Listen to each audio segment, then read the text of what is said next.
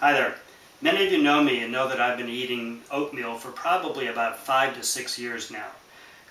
What a lot of people don't know is to get the true benefit of eating oatmeal, you need to eat steel-cut oatmeal versus instant oatmeal. I also didn't know that until Pam, my wife, who's an emergency room doctor, went to a conference on cooking and health where she found out that instant oatmeal has the outer husk of the oat kernel stripped away so it'll cook faster. This causes your sugar to spike quickly, giving it a high glycemic index, which causes an outpouring of insulin, putting sugar into the cells. With steel-cut oatmeal, the metabolism is slower because your body has to break down the outer layers of the oat kernel, eliminating the sugar spike. You also get all the nutrients with steel-cut oatmeal, with nothing being stripped away. Whole grain oats are high in vitamin B, calcium, protein, and fiber, while low in salt and unsaturated fat. 1 cup of steel-cut oatmeal contains 8 grams of insoluble fiber. Whole grains also flush fat and cholesterol out of your system, provide antioxidants, reduce high blood pressure, and help prevent heart disease, cancer, and diabetes. All that being said, cooking steel-cut oats is definitely more involved than cooking instant oatmeal, but it doesn't have to be difficult. I've experimented with techniques and have come up with a very simple way of doing it. I'm going to show you how I cook and prepare my oatmeal with hopes that you all will do the same. Thanks. Follow me. There'd be a lot of options for getting the steel-cut oats, but I've found that Whole Foods is a good source. They have them in bulk and very inexpensive. The steel-cut oats here run $1.39 a pound, and it's product number 5905. You just get a bag and put in as much as you want. Cooking the steel-cut oats is really simple. I store my oats in this plastic container, and from there I put, for 1 pot of oats, I put in 1 cup of oats, and for the water, just a fraction more than a full quart of water. Forgot to mention before, to make the water boil quicker, if you start with running hot water, it'll boil faster. Once it's at a full boil, pour the oats in and immediately stir. In less than probably a minute or two, it's going to start to boil up again towards the top, and you have to time it a little bit, but as it gets to the top, you want to turn the heat off completely and immediately cover it. So right now we're just waiting for it to come to the boil to the top. And you got to be kind of quick on the draw to make sure it turns off before it boils over. So now it's starting to get towards the top, and you'll see it'll happen very quickly. I'm turning it off now. If I went any longer, it would have gone over. I cover it, and I'm done. That's all the cooking that we do.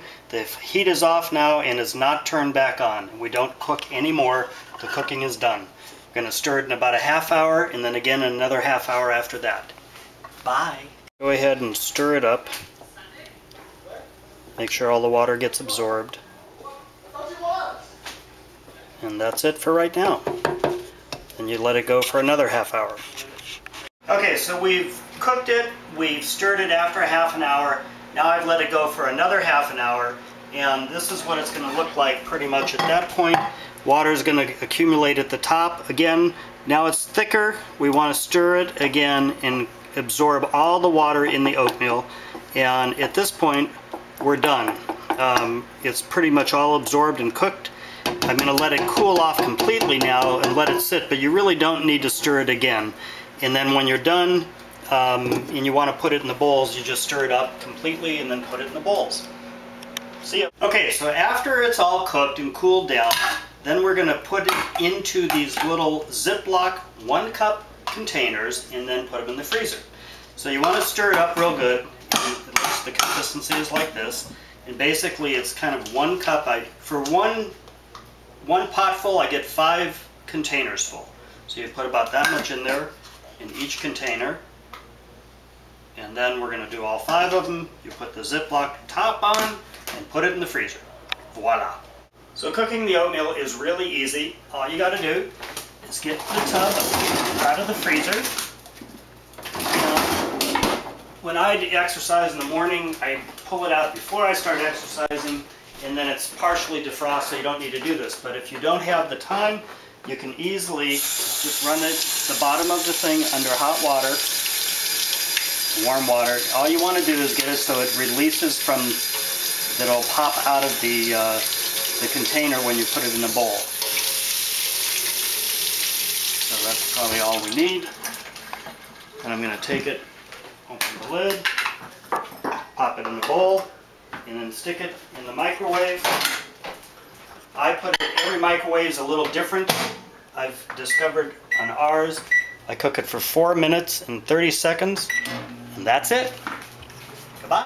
When the oatmeal's done, just pull it out of the microwave, and you'll see it's not entirely evenly mixed together, so I just mix it all together, get all the moisture in from the outside, and then it's ready to go. And you can put anything in it you want. I put in some Splenda, and a lot of people put in fruit, strawberries, bananas, whatever. Enjoy your oatmeal, eat healthy.